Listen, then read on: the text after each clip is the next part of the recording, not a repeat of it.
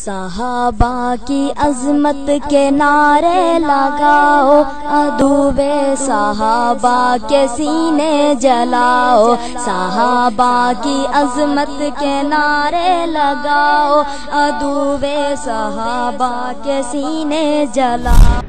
والسابقون الأولون من المهاجرين والأنصار والذين اتبعوهم بإحسان رضي الله عنهم ورضوا عنه وأعد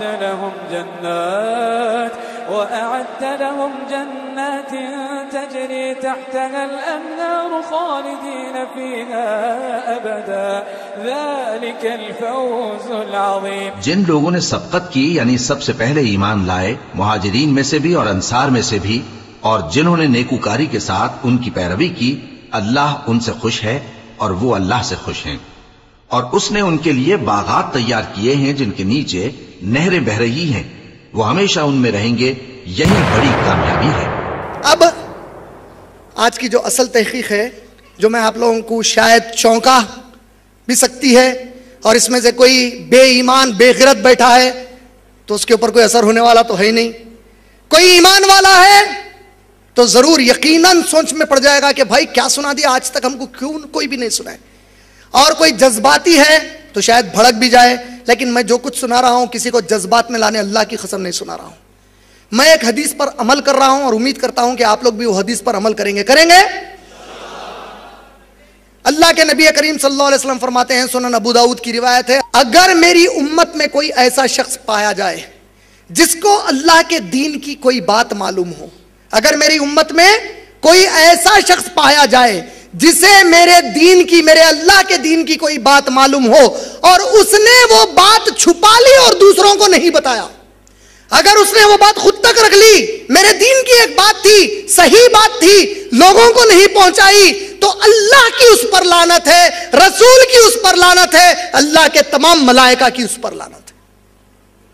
اب جس پر اللہ کی لعنت ہو، نبی صلی اللہ علیہ وسلم کی لعنت ہو، ملائکہ کی لعنت ہو، وہ جنت کی فوٹو بھی نہ دیکھ سکتا۔ اس حدیث کو نظر میں رکھ کر میں یہ تقریر آپ لوگوں کے سامنے کر رہا ہوں۔ میرا منشا اس تقریر کا اللہ کو گواہ بنا کر کہتا ہوں، ہرگز یہ نہیں ہے کہ یہاں سے کوئی بھی جائے اور کوئی فسادی حرکت کرے۔ مسلمان نبی صلی اللہ علیہ وسلم کا امتی بنڈے مارنے والا نہیں ہوتا، بنڈے مار کے بچ کے آئے نبی کا امتی نہیں پھوڑ سکتا، یہ بہت گری ہوئی حرکت ہے، کسی کو ناجائز تکلیف ہمارے نبی صلی اللہ علیہ وسلم کا امتی دے ہی نہیں سکتا، ہو ہی نہیں سکتا۔ یہ اگر کوئی امتی ایسی حرکت کرتا ہے جس سے کہ لوگ تھو تھو کرے تو یقین جانو قیامت میں جواب دو گے کہ میرے دین کو اور میرے نبی کے امتی ہونے کے ناطے امت کو بدنام کیوں کیے۔ میں کسی کو جذبات میں لانے نہیں کر رہا ہوں، میرے بھائی میری بہنوں، آپ لوگوں کو ہوشیار کرنے کر رہا ہوں کہ جانو آپ جس دنیا میں رہتے ہیں اس دنیا میں کچھ ایسے لوگ ہیں جو آپ کے صحابہ کو وہ باتیں کرتے ہیں کہ اللہ کی قسم اگر کوئی میری ماں کو کر دے، میری بہن کو کر دے شاید میں برداشت کر لوں، میرے نبی کے صحابہ کے لیے برداشت نہیں ہو سکتا ہے۔ اور یہ باتیں جو کچھ میں کہوں گا آج، میں بولتا ہوں تو بولتے ہیں کہ بولتا ہے، وہ والی بات نہیں ہونے والی۔ آج میں کچھ نہیں بولنے والا ہوں، آج میں یہاں پر صرف کتابیں کھول کھول کر پڑھ کر سنانے والا ہوں۔ کس کی کتابیں سنانے والا ہوں؟ کوئی ایرے غیرے نتھو خورے کی نہیں، کوئی روڈ پر چلنے والے ٹام ڈک اینڈ ہیری، عبداللہ عبد الرحمن یا کسی مسعود کی نہیں، میں معتبر علماء کی کتابیں لایا ہوں۔ غنیت الطالبین لایا، شیخ عبد القادر جیلانی رحمۃ اللہ علیہ کے بارے میں کئی لوگ اختلاف کرتے ہیں، کئی لوگ ان سے بے پناہ محبت کرتے ہیں، جو شدت سے محبت کرتے ہیں میری نظر میں ان کو بھی ان کے کارنامے کا صحیح علم نہیں ہے، جو لوگ ان کے بارے میں غیر غلط کہتے ہیں میری نظر میں جاہل ہیں، کیونکہ ان کو بھی نہیں معلوم کہ وہ اصل کیا کیے۔ آپ اگر غور کریں گے تو اپنے یہ سنی گھر کے باہر والے صحابہ کے بعد سب سے زیادہ چڑھتے شیخ عبد القادر جیلانی رحمۃ اللہ علیہ سے۔ صحیح بولا کہ غلط؟ نہیں معلوم کیوں چڑھتے؟ ان کی پول کھول دیے تھے انہوں، ان کی اصلیت کھول دیے تھے، ان کو ننگا کر کے چلے گئے تھے، برداشت نہیں ہوا ان لوگوں کو۔ شیخ عبد القادر جیلانی رحمۃ اللہ علیہ کا سب سے بڑا کارنامہ کیا ہے؟ ہم سنیوں کو ایک گھر میں جمع کیے، بولے کہ پاگل ہو، یہ گھر کے کمروں کے لڑائیاں چھوڑو، باہر تمہارا ایک دشمن تمہارے خلاف ٹھہرا ہوا ہے. دشمن تو کئی ہیں. دیکھو اگر میرے سامنے کوئی دشمن آ جائے نا, بچنے کے 100 ترکیب ہے میرے پاس. میرے سامنے کوئی دشمن ٹھہر کر مجھے وار کرنے لگے 50 طریقوں سے سوچوں گا, لیکن میرے آستین میں اگر سانپ بیٹھا ہے, اس سے بچنا بہت مشکل رہتا. حرکت کرا تو کب ڈستا نہیں معلوم, ہلا تو کیا کرتا نہیں معلوم. اس کو نکالنے بہت احتیاط سے نکالنا پڑتا باہر. اور میری آج کی تقریر کے بعد میں کوئی سیاست کا سیاست دان نہیں ہوں, پولیٹیشین. یہ تو میری نظر میں سب سے گندا کیچڑ ہے آج کے دور کی سیاست. میں اس کے قریب بھی نہیں جانا چاہتا. اور یہ اس لیے کہہ رہا ہوں, میں کسی سیاست دان کے نہ خلاف ہوں نہ کسی کی تائید میں ہوں. کوئی سیاست دان کے نہ میں تائید میں ہوں نہ خلاف ہوں. میری سیاست یہ ہے کہ اللہ اور اس کے رسول اور اس کے صحابہ کی تعلیم لوگوں میں عام کرو. جب لوگ سمجھ جائیں گے وہ خود اللہ اور اس کے قانون کو اپنے اوپر نافذ کر لیں گے انشاءاللہ. میری اتنی سیاست ہے, میں کسی کے تائید یا خلاف واللہ ہی نہیں ہوں. میرا آج کا جو جملہ ہے میں اللہ کو گواہ بنا کر کہہ رہا ہوں آپ لوگوں کے سامنے, ڈائلاگ یا ڈر کے. ماشاءاللہ یہ فیلڈ میں اگر آیا ہوں تو میں کوئی چھوٹا دودھ پیتا بچہ نہیں ہوں جسے نہیں معلوم کہ اس فیلڈ کے اندر کے اچھائیاں اور برائیاں کیا ہیں, اس کی غفلت کیا ہو سکتی ہے اور اس کی غلطی کیا ہو سکتی ہے. آج کی تقریر میں جو کرنے آیا ہوں مجھے معلوم ہے کہ یہ تقریر مجھے موت کے گھاٹ اتار سکتی ہے, اور اللہ کی قسم میں اس کی پرواہ نہیں ہے مجھے, واللہ ہی نہیں ہے. لیکن آج کی تقریر سے میں ان آستین کے سانپوں کو اگر آپ لوگوں کے سامنے کھول دیتا ہوں تو قیامت میں میرے اتنے بھائیوں اور بہنوں کا ایمان بچانے کا ثواب ملے گا انشاءاللہ. یہ جو آستین کے سانپ ہیں ان کے ایسے ایسے عقائد ہیں, اللہ کی قسم ہے کہ دل ہل جاتا ان کے عقائد سننے کے بعد کہ کیا یہ عقیدہ ان کا. اور ان عقیدوں کو بیان کس نے کیا؟ جیسے میں نے بتایا کوئی عام آدمی نے نہیں کیا, اکابر علماء نے ان کے عقائد کو بیان کیا ہے. شیخ عبد القادر جیلانی رحمۃ اللہ علیہ کا میں نے نام لیا, مولانا ابو الاعلی مودودی رحمہ اللہ کا میں نے نام لیا.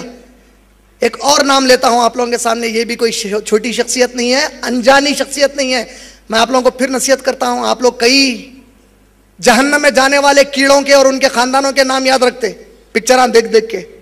ہمارے صحابہ کے نام یاد رکھو, ہمارے علماء دین کے نام یاد رکھو. جو قوم اپنے علماء سے دور ہوتی ہے نا وہ قوم برباد کر دی جاتی. انبیاء علیہ الصلوۃ والسلام جو اللہ کے نبی آتے ہیں ان کی کوئی وراثت نہیں ہوتی, وہ لوگ کسی کے لیے کچھ وراثت چھوڑ کر نہیں جاتے. یہ سنے کہ نہیں سنے؟ نبیوں کی کوئی وراثت نہیں ہوتی, لیکن ہمارے نبی صلی اللہ علیہ وسلم پر سے قربان ہمارے ماں باپ, اور ہم ہزاروں مرتبہ قربان. ہمارے نبی نے کہا میری امت کی وراثت, میری وراثت میرے امت کے علماء ہے. بولے قوم علماء سے قریب نہیں ہونے کا نتیجہ کیا ہے؟ قوم علماء کو ڈراتی ہے. آج نتیجہ علماء جو بیچارے مدرسوں سے فارغ ہوتے ہیں, کئی اس میں سے, ہر کوئی نہیں, ہر کوئی ایسا نہیں ہوتا. کئی بار کیا ہوتا ہے یہ بیچارے علماء قوم کی زبردستی کی وجہ سے وہ باتیں کہہ دیتے ہیں جو قوم کو اچھی لگتی ہے. قوم کو بھی پسند ہے کہ وہ عالموں کو سنے جو ان کو میٹھی میٹھی باتیں کرتے ہیں. میں کوئی عالم نہیں ہوں, میں نے اس کے پہلے بھی کہا, آج بھی کہہ رہا ہوں, میں بالکل آپ لوگوں کی طرح ہوں. اور صرف فرق یہ ہے کہ میری زبان میں اللہ نے آپ کی زبانوں سے شاید بڑھ کر طاقت دی اور توفیق دی, میں یہاں کھڑا ہوں.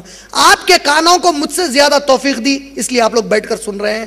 ہم میں سے کون نیک ہے کون بد ہے وہ تو میدان محشر کا اللہ کو معلوم ہے فیصلہ. لیکن مجھے اتنا معلوم ہے کہ جو کچھ میرے اللہ کے رسول اور اللہ کی قرآن سے میں نے سیکھا ہے, سمجھا ہے, اور اس قرآن حدیث کو سمجھنے والے علماء سے میں نے سیکھا اور سمجھا ہے, وہ آپ لوگوں تک امانت داری سے پہنچا دوں انشاءاللہ.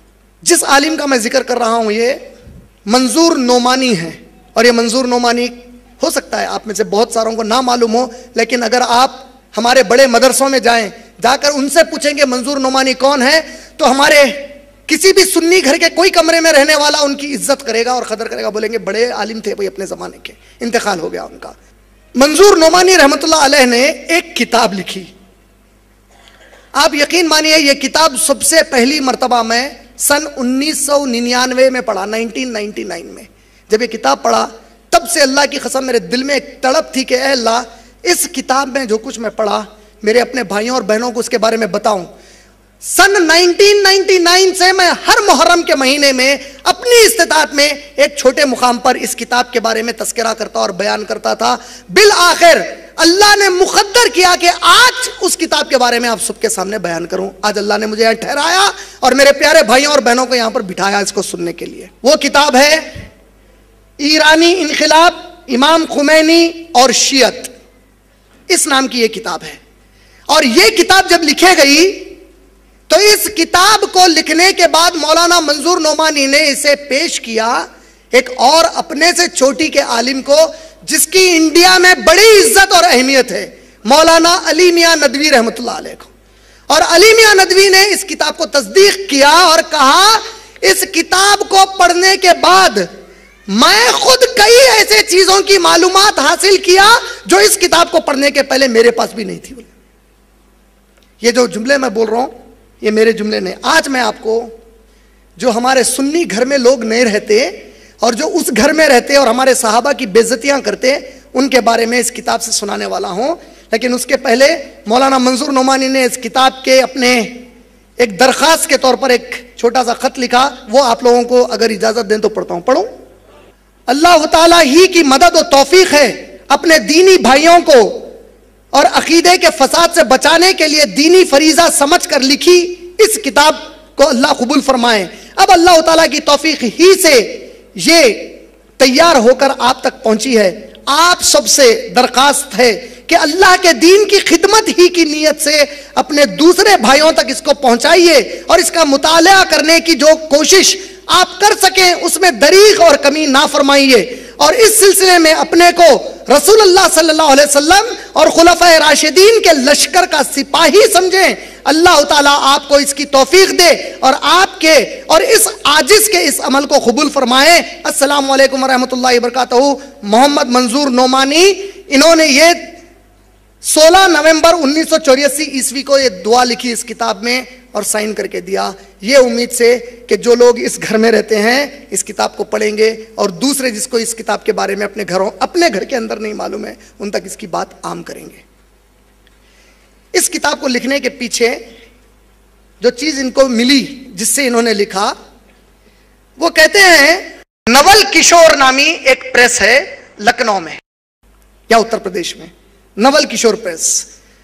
اور اس پریس میں کئی کتابیں مسلمانوں کی عالموں کی بھی چھپتی تھی. ایک مرتبہ کا واقعہ ہے کہ وہاں پر کوئی کتاب چھپنے آئی اور وہ کسی بہانے ان کے ہاتھ لگ گئی. جیسے ہی وہ ان کے ہاتھ لگی، لگ بھگ 2500 صفحوں پر مشتمل وہ کتاب تھی جس میں لگ بھگ 16,000 جملے تھے. جب وہ کتاب پڑھے تو چمک کر اٹھ گئے، بولے کہ یہ کیا ہے؟ وہ کتاب کون سی تھی جانتے ہیں آپ لوگ؟ الشافی کی اصول کافی. کیا ہے کتاب کا نام؟ الشافی کی اصول کافی. یہ کتابیں بھی یہاں لایا ہوں میں. یہ کتاب آپ لوگوں کو میں چیلنج کرتا ہوں، مارکیٹ سے خرید کر بتا دیجئے. پہلے تو اگر آپ اس گھر کے ہیں تو آپ کو خرید بھی نہیں آنے دیں گے اس کے، اور اگر آپ اس گھر کے ہیں تو 100 بار تحقیق کریں گے کہ آپ ہیں کون، اس کے بعد اس کو ہاتھ لگانے دیں گے. اور جو مارکیٹ میں یہ کتاب ملتی ہے اس میں کئی ایڈیشنز ہیں، ایک وہ جو پبلک کے لیے ہے، ایک وہ جو صرف علماء کے لیے ہے ان کے.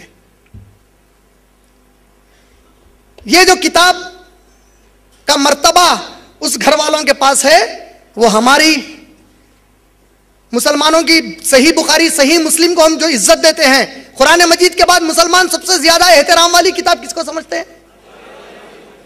اس کتاب کو ان کے پاس وہی عزت حاصل ہے. الکافی 3 بنیادی جلدوں میں لکھی گئی ہے. روضۃ الکافی، فروع الکافی اور اصول کافی. یہ 3 جلد ہیں اس کے. اس کو لکھنے والے کا نام ہے یعقوب الکلینی. اصول کافی کیوں کہا گیا ہے اس کو؟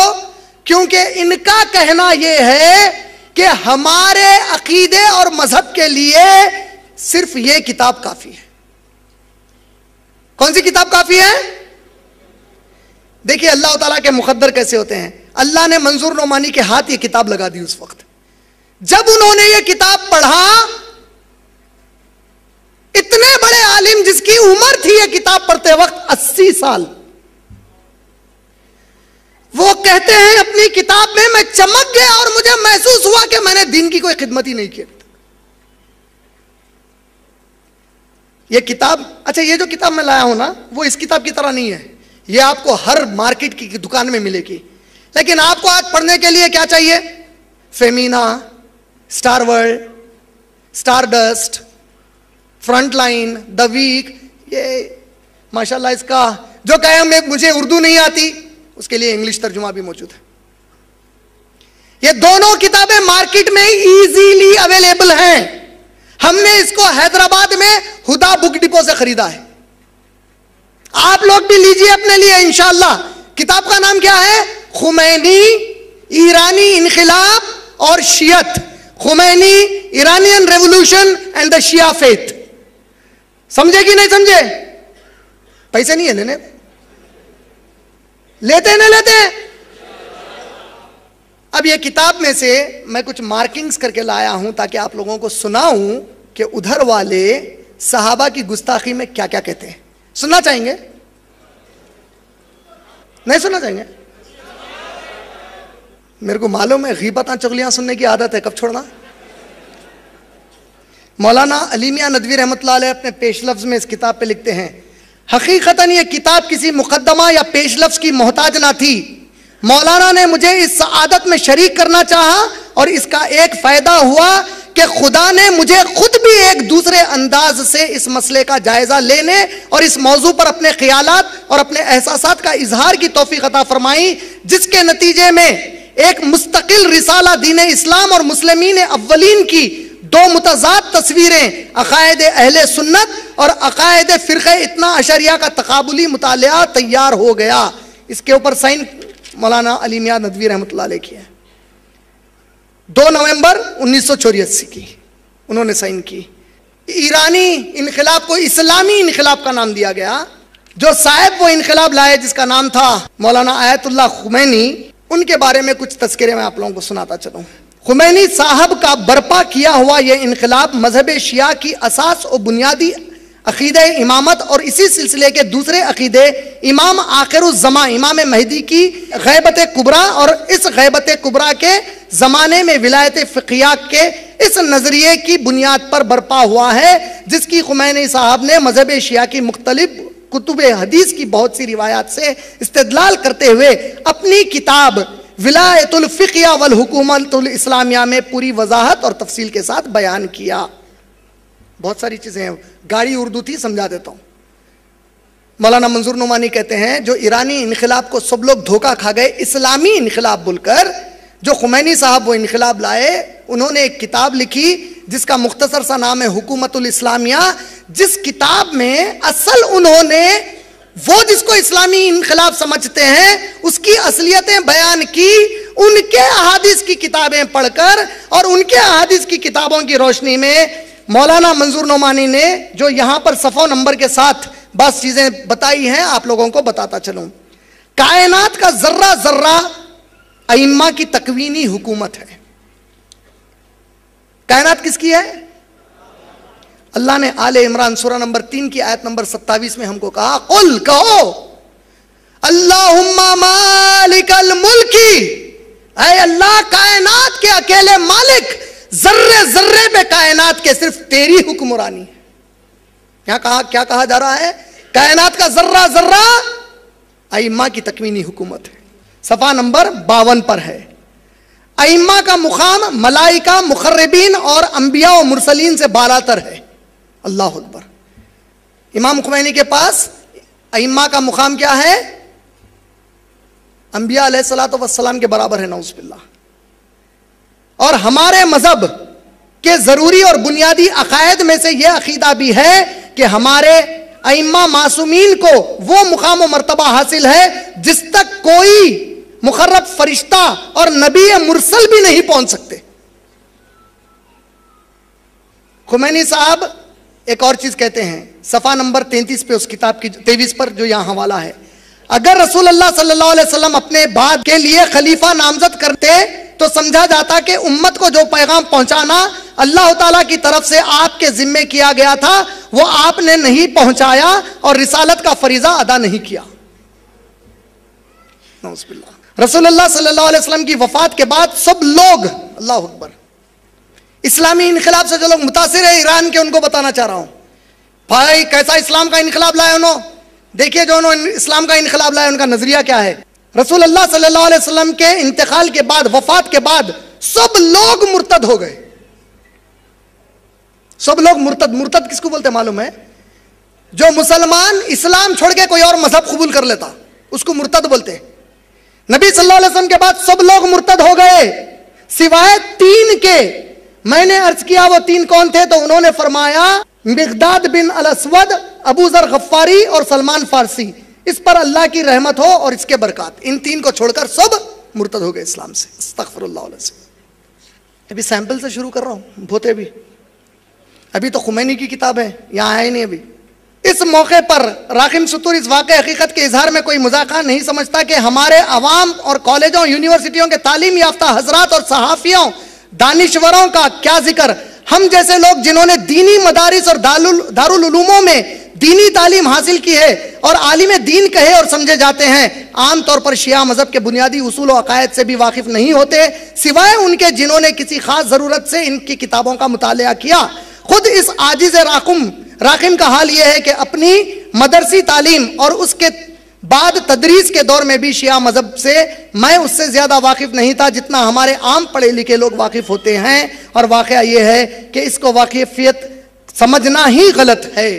आप बताना ये चाहते हैं कि कई हमारे मुसलमान पढ़े लिखे लोग जब तक ये किताबें नहीं पढ़ते उधर वाले घरों में रहने वालों के बारे में समझ ही नहीं सकते। अब आइए इन किताबों के बाद हवाले आप लोगों को शुरू करता हूं इंशाअल्लाह। अल्लाह अकबर। कश्फुल असरार एक और किताब है इसके अलावा, कश्फुल असरार। उसमें लिखा है हजरत फारूक आजम को सराहतन, सराहतन माने खुले तौर पे, फारूक आजम कौन है? हजरत फारूक आजम को सराहतन काफिर और जिंदीक करार दिया गया है। नौजुबिल्लाह मिन ज़ालिक। ये मैं नहीं बोल रहा हूं, ये किताब में लिखा हुआ है। ये किताब कोई आम मौलवी की नहीं है, मौलाना मंजूर नोमानी की है, मार्केट में अवेलेबल है, मैं पढ़कर सुना रहा हूं। उमर रजी अल्लाह तआला अन्हु से, मैं रजी अल्लाह तआला अन्हु कह रहा हूं, वहां लिखा हुआ नहीं है। और उमर से बिल्कुल बईद नहीं था कि वो इस आयत के बारे में जिसमें सराहत के साथ इमामत के मनसब पर हजरत अली की नामजदगी का जिक्र किया गया होता, यह कहकर मामला खत्म कर देने के या तो खुद खुदा से इस आयत के नाजिल करने में या जिब्राइल या रसूल खुदा इसे पहचानने में भूल चूक हो गई, उसी वक्त सुन्नी लोग भी इनकी तायीद के लिए खड़े हो जाते और खुदा के फरमान के मुकाबले में उन्हीं की बात मानते। जैसा कि इन सारी तब्दीलियों के बारे में उनका रवैया है जो उमर ने दीन इस्लाम और उसके अहकाम में की हैं। इन सब में सीनों ने कुरानी आयत, सुन्नियों ने कुरानी आयत और रसूल खुदा के इरशादात के मुकाबले में उमर की बात को मुकद्दम रखा और उसी की पैरवी कर रहे हैं। कश्फुल असरार पेज नंबर 119 और 120। मतलब अगर कुरान की आयत भी होती कि अली रजी अल्लाह तआला अन्हु को खलीफा बनाओ तो उमर कहते कि अल्लाह से गलती हो गई। कोई हदीस भी होती तो कहते नबी से गलती हो गई। और जितने सुन्नी हैं कुरान और हदीस नहीं मानते, उमर रजी अल्लाह तआला की इस बात को मानते। मेरे जुमले नहीं है, ये उनकी किताब से मौलाना ने नकल किया है। मुता का लफ्ज सुने आप लोग? मुता बोलते हैं टेम्पररी मैरिज को। टेम्पररी मैरिज मतलब मैरिज, निकाह और मुता में फर्क क्या है? निकाह जब भी कोई मुसलमान मर्द कोई मुसलमान औरत से करता है तो अल्लाह से दुआ करता है कि ऐ अल्लाह मौत आने तक हम दोनों को मियाँ बीवी के रिश्ते में कायम रख। मुता का मतलब क्या है? जब शादी करता है उसी वक्त डिसाइड कर लेता है कि तलाक कब देना है या खुला कब लेना है। जब शादी करा तभी डिसाइड कर लेता कि अब तलाक या खुला कर लेना है। इसको मुता कहते हैं। मुता कई बेवकूफ कहते हैं पहले जायज थी, जायज गियज नहीं थी। शराब पहले जायज थी। भाई जवाब दो, शराब जायज थी? अरबों में पहले से चलती थी, कुरान रुका दिया उसको। मुता अरबों में पहले से होता था। सही बुखारी जिल्द नंबर 7 हदीस नंबर 50। अली रजी अल्लाह तआला अन्हु रिवायत करके कहते हैं कि अल्लाह के नबी करीम सल्लल्लाहु अलैहि वसल्लम ने मुता और गधे के गोश्त को हम पर हराम कर दिया। लेकिन इन किताबों में मुता की फजीलत आई है जो मौलाना ने यहां नकल की है, जो आई है तहरीर अल वसीला जिल्द दुव्वम सफा 296।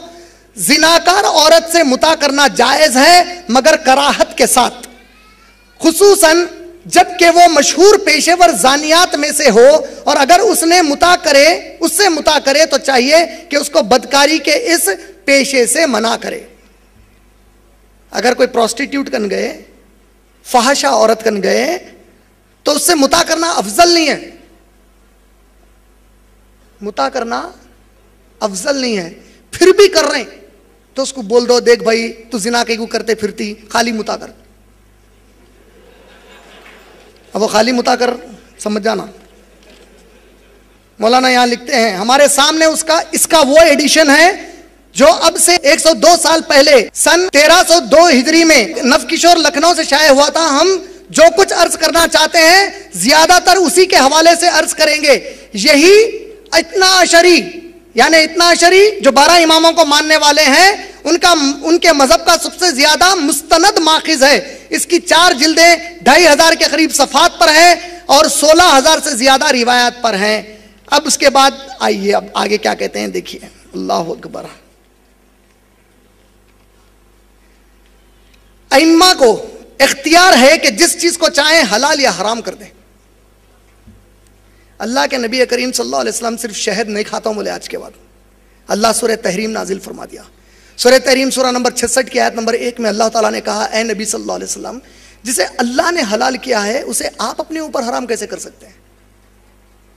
اور کیا کہا جا رہا ہے کہ ائمہ کو حلال اور حرام کرنے کا اختیار دیا گیا ہے.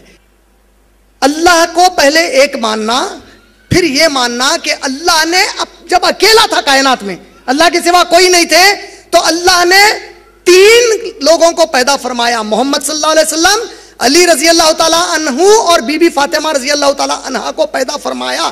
پیدا فرمانے کے بعد تمام چیزوں کو پیدا کیا، پھر ان مخلوقات کو تخلیق پر ان کو شاہد بنایا اور ان کی اطاعت اور فرما برداری ان تمام مخلوقات پر فرض کی اور ان کے تمام معاملات ان کے سپرد کر دیے. تو ائمہ جس چیز کو چاہتے ہیں حلال کر دیتے ہیں اور جس چیز کو چاہتے ہیں حرام کر دیتے ہیں، اور یہ نہیں چاہتے مگر وہ جو اللہ تبارک و تعالیٰ چاہتا ہے. آپ لوگ مانے نہیں سمجھے میں اصل کیا ہے اس میں بتانا چاہ رہا تھا. معلوم ہے ہمارے پاس کئی مسلم یہ بولتے جب آدم علیہ السلام زمین پر بھیجے گئے تو انہوں نے عرش پر جو کلمہ لکھا تھا اسے یاد کیا اور اس کے وسیلے میں دعا مانگی اور ان کی مغفرت ہو گئی. پوری قرآن میں ایسا ذکر کہیں بھی نہیں آیا.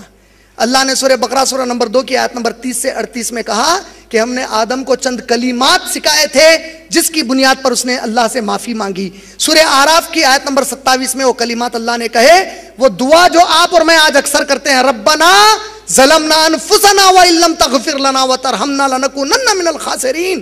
اے ہمارے رب، ہم نے اپنی جانوں پر بڑا ظلم کیا ہے، اگر تو نے ہماری مغفرت نہیں کی، ہم پر رحم نہیں کیا تو ہم بڑے نقصان اٹھانے والوں میں ہیں. اللہ تعالیٰ قرآن میں کہہ رہا ہے کہ یہ دعا مانگے اور میں معاف کیا. اور کئی لوگوں میں یہ مشہور ہے کہ وہاں وہ کلمہ دیکھ کر معاف کیے. وہ کلمہ اصل کیا تھا سمجھ رہے ہیں؟ ادھر کے گھر والا ادھر ڈالا وہ کلمہ تھا. وہاں کون سا کلمہ؟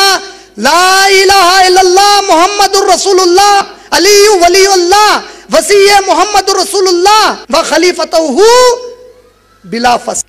کلمہ بولے تو آپ اور میں سنی گھر والے کیا سمجھتے؟ خالی لا الہ الا اللہ محمد رسول اللہ.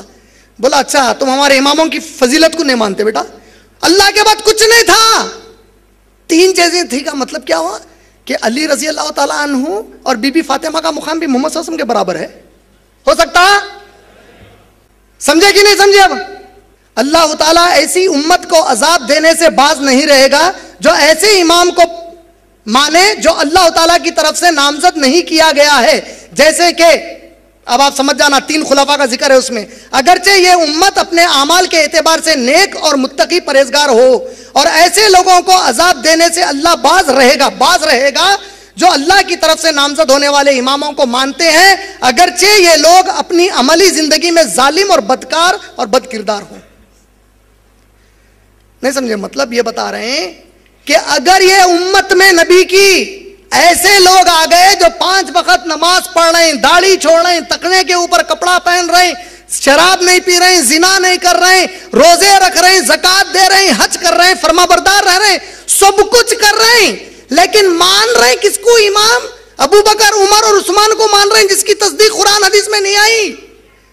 سوائے علی کے کسی اور کو امام مان کے یہ پوری نہیں کیا کرے تو ان کو اس کا اجر نہیں ملنے والا ہے، جہنم ملنے والی ہے. لیکن اگر کوئی باقی سب گناہ کر لے لیکن یہ مانے کہ ہمارے امام تو وہی ہے، ان تینوں کو چھوڑ کر، تو ان کے گناہوں کا ان کو کوئی عذاب ہونے والا نہیں ہے. ابھی تک ہم بھی تعجب سے سوچتے تھے بھائی اتنے گناہ کرتے ہیں یہ لوگ، ان کو اللہ کا خوف نہیں ہوتا، کہاں سے ہوگا؟ اطمینان ہو گیا، کتاب میں آ گیا ان کی۔ اس کا حوالہ کیا ہے؟ اصول کافی، یہی اصول کافی، اصول کافی صفحہ نمبر 238 238 اور منظور نعمانی کی یہ اردو کتاب کا صفحہ نمبر 131۔ علی رضی اللہ تعالیٰ عنہ کی فضیلت کے اوپر دیکھو کیا کہہ رہے ہیں۔ علی رضی اللہ تعالیٰ عنہ کی فضیلت کی مثال اس کی ہے جو محمد صلی اللہ علیہ وسلم کو حاصل ہے، اور محمد صلی اللہ علیہ وسلم کی فضیلت حاصل ہے اللہ کی تمام مخلوق پر، اور ان کی یعنی علی رضی اللہ عنہ کسی حکم پر اعتراض کرنے والا ایسا ہی ہے جیسا کہ اللہ اور اس کے رسول پر اعتراض کرنے والا اور کسی چھوٹی یا بڑی بات میں ان پر انکار کرنے والا اللہ کے ساتھ شرک کرنے والے کے برابر ہے۔ علی رضی اللہ تعالیٰ عنہ کی فضیلت کہتے ہیں کہ محمد صلی اللہ علیہ وسلم کے برابر ہے۔ اللہ اکبر۔ اللہ تعالیٰ کا علی رضی اللہ تعالیٰ عنہ وہ راستہ تھے کہ جو کوئی اس کے سوا کوئی اور راستے سے چلا وہ ہلاک ہو جائے گا، یعنی کہ محمد صلی اللہ علیہ وسلم کا راستہ نہیں۔ امام صاحب فرما رہے ہیں ہمارے پاس مصحف فاطمہ علیہ السلام ہے، اور لوگوں کو کیا خبر کہ مصحف فاطمہ کیا ہے؟ امام نے فرمایا کہ اس میں تمہارے اس قرآن سے 3 گنا زیادہ ہے، تمہارے اس قرآن سے 3 گنا ہے، اور اللہ کی قسم اس میں تمہارے قرآن کا ایک حرف بھی نہیں ہے۔ اصول کافی صفحہ نمبر 146، اس کتاب کا صفحہ نمبر 140۔ میرے لیے اور میرے گھر والوں کے لیے دعا فرمائیے۔ تو امام صاحب نے کہا، کیا کہا کہ کیا میں دعا نہیں کرتا ہوں؟ خدا کی قسم ہر دن اور رات میں تمہارے اعمال میرے سامنے پیش کیے جاتے ہیں۔ لیلۃ القدر میں قرآن نازل ہوئی، ائمہ کہتے ہیں ان کے ہر سال کے لیے ایک کتاب علیحدہ ہوتی ہے، اس سے مراد وہ کتاب ہے جس میں ان احکام اور حوادث کی تمیز ہوتی ہے جن کی ضرورت امام وقت کو آئندہ سال تک ہوگی۔ اس کتاب کو لے کر ملائکہ اور روح شب قدر میں امام الزمان پر نازل ہوتے ہیں، ہر سال ایک کتاب نازل ہوتی ہے۔ امام جعفر صادق رحمۃ اللہ علیہ سے اصول کافی صفحہ نمبر 259 اس بک کا 150 پیج پہ لکھا ہے، امام جعفر کہہ رہے ہیں کیا تم کو یہ بات معلوم نہیں کہ دنیا اور آخرت سب امام کی ملکیت ہے، وہ جس کو چاہیں دے اور عطا فرما دے۔ قرآن میں پنجتن پاک کا نام تھا، محمد، علی، فاطمہ، حسن، حسین، محمد صلی اللہ علیہ وسلم رضی اللہ تعالی عنہم اجمعین۔ ان 5 لوگوں کا نام سورہ طٰہٰ کی آیت نمبر 115 میں تھا، جس کو اللہ کے نبی کے گزرنے کے بعد والوں نے نکال دیا۔ اصول کافی صفحہ نمبر 263 اس بک کا پیج نمبر 155۔ شیخین کے بارے میں ذکر آیا ہے کتابت الروضہ، یعنی اصول کافی کی روضۃ الکافی میں، اس کے صفحہ نمبر 115 پہ اس کتاب کے 193 پیج پہ کیا آیا ہے دیکھیے، ہم اہل بیت پر جو بھی مصیبت اور آفت آتی ہے اس کی بنیاد انہی دونوں نے ڈالی ہے، استغفر اللہ، ابو بکر صدیق اور عمر رضی اللہ عنہ، لہٰذا ان دونوں پر لعنت ہو اللہ کی اور فرشتوں کی اور بنی آدم سب کی۔ کتاب سے پڑھ رہا ہوں، ایک لفظ میرا نہیں ہے اس کتاب سے پڑھ رہا ہوں، مولانا منظور نعمانی کی۔ زید اسلام یعنی کہ ان کے حساب سے کوئی مسلمان ہے جس کو بتایا جا رہا ہے جس کا بھی ناحق خون بہایا گیا اور جو بھی ناجائز مال کمایا گیا اور جو بھی زنا ہوا یا ہوگا، ہمارے امام مہدی قیامت کے پہلے جو آئیں گے، امام مہدی کے ظہور کے دن تک اس سب کا گناہ انہی دونوں کے گردنوں پر ہوگا، نعوذ باللہ من ذالک۔ رجال کشی صفحہ نمبر 135 اس کتاب کا صفحہ نمبر 194۔ ساری حمد اس اللہ کے لیے ہے جس نے مجھے موت دے کر اس وقت تک دنیا سے نہیں اٹھایا کہ میں نے تم کو اس مقام پر دیکھ لیا، تم اپنا ہاتھ بڑھاؤ، تو ابو بکر نے ہاتھ بڑھایا اور اس بوڑھے بزرگ نے اس کے ہاتھ پر بیعت کی۔ حضرت علی نے سلمان سے پوچھا تم جانتے ہو وہ کون تھا؟ یعنی ابو بکر صدیق جب خلیفہ بنے، بیعت لینے کا وقت آیا تو ایک بزرگ ہاتھ بڑھا کر بولا کہ تم سے بہتر کوئی نہیں ہے، میں ہاتھ بڑھاتا ہوں بیعت کرنے کے لیے۔ تو علی رضی اللہ تعالیٰ پوچھ رہے ہیں تم جانتے ہو وہ بزرگ کون تھا جو ابو بکر صدیق کے ہاتھ پر سب سے پہلے بیعت کیا؟ سلمان نے کہا میں نہیں جانتا۔ تو حضرت علی نے فرمایا بوڑھے بزرگ کی صورت میں آنے والا اور ابو بکر کے ہاتھ پر سب سے پہلے بیعت کرنے والا آدمی ابلیس تھا۔ فاروق اعظم یعنی عمر رضی اللہ تعالیٰ عنہ سب سے بڑی عید رسول خدا صلی اللہ علیہ وسلم نے فرمایا، اپنے گھر میں سب کو جمع کیا اور اچھے اچھے کھانے پکائے، اہل بیت پورے کھا رہے تھے، علی رضی اللہ تعالیٰ عنہ وغیرہ سب موجود تھے. کوئی آئے اور بولے کہ آج کیا کوئی تہوار ہے؟ کہا کہ ہمارے نبی صلی اللہ علیہ وسلم کو اللہ نے خبر دی ہے کہ فلاں دن عمر کا قتل ہوگا. تو نبی نے کہا کہ اس کے ہلاک ہونے کے دن کو سب سے بڑی عید مان کر قیامت آنے تک مناتے رہو. یہ پوری تفصیل سے 3 پیج پر ہے، 4 پیج پر ہے. زار المعاد اس کا حوالہ یہاں پر آیا ہے. فاروق اعظم کا یوم شہادت سب سے بڑی عید رسول خدا صلی اللہ علیہ وسلم پر افطرا کی بدترین مثال، نعوذ باللہ. صفحہ نمبر 198 198 پیج نمبر پر انہوں نے نقل کی. یہ سنیے اب، امام غائب جب ظاہر ہوں گے تو شیخین کے خبروں سے ان کو نکالیں گے اور زندہ کر کے ہزاروں بار سولی پر چڑھائیں گے. شیخین مطلب ابو بکر صدیق اور عمر رضی اللہ عنہ، ان کو خبروں سے نکال کر ہزاروں بار سولی پر چڑھائیں گے. صفحہ نمبر 213 اس کتاب کا. علامہ باقر مجلسی نے اپنی کتاب حق الیقین صفحہ نمبر 139 اس بک کی 179 پر لکھا ہے، جب قائم آل محمد صلی اللہ علیہ وسلم یعنی امام مہدی یعنی ان کے 12ویں امام ظاہر ہوں گے تو خدا فرشتوں کے ذریعے ان کی مدد کرے گا، اور سب سے پہلے ان سے بیعت کرنے والے محمد صلی اللہ علیہ وسلم ہوں گے، اور ان کے بعد علی رضی اللہ تعالیٰ عنہ. میرا ایک بھی لفظ نہیں بول رہا ہوں اس میں، کتاب سے پڑھ کے سنا رہا ہوں. جب وہ ظاہر ہوں گے تو محمد صلی اللہ علیہ وسلم ان کے ہاتھ پر بیعت کریں گے، اور علی رضی اللہ تعالیٰ عنہ دوسرے ہوں گے ان کے ہاتھ پر بیعت کرنے والے. پھر یہاں دیکھیے صفحہ نمبر 180 اس بک کا حق الیقین کتاب سے، جس وقت مہدی علیہ السلام ظاہر ہوں گے تو وہ کافروں سے پہلے سنیوں کو خاص کر کے قتل کریں گے. جب ہمارے قائم امام مہدی ظاہر ہوں گے، حق الیقین صفحہ نمبر 139 پیج نمبر 179 اس بک کا ہے، حق الیقین کا پیج نمبر 139. جب ہمارے قائم مہدی ظاہر ہوں گے تو وہ معاذ اللہ عائشہ رضی اللہ تعالیٰ عنہ کو زندہ کر کے ان کو سزا دیں گے اور فاطمہ کا انتقام ان سے لیں گے. اصل قرآن وہ تھا جو حضرت علی نے مرتب فرمایا تھا اور امام غیب اس کو لے کر آئیں گے. یہ تو انڈیکس میں سے پڑھو. صرف قرآن میں تورات اور انجیل کی طرح تبدیلیاں لائی گئی ہیں.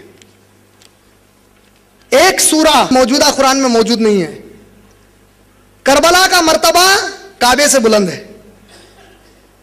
متع صرف جائز اور حلال ہی نہیں، نماز روزہ اور حج جیسی عبادات سے افضل ہے. آج ایک لفظ بھی میں میرا نہیں بتا رہا ہوں، کتاب کھول کے پڑھتے جا رہا ہوں. یہ مارکیٹ میں اویلیبل ہے کتاب، یہ کوئی چھپی ہوئی کتاب نہیں ہے، یہ کوئی غیر سنی عالم کی نہیں ہے، کوئی چھوٹے مدرسے سے فارغ عالم کی نہیں ہے، کوئی پیسے کی خاطر علم کو بیچنے والے عالم کی نہیں ہے. ہندوستان کے مشہور عالم منظور نعمانی کی ہے. اس کتاب کے اندر موجود چیزوں کی تصدیق کس نے کی؟ مولانا علی میاں ندوی رحمۃ اللہ علیہ نے کی.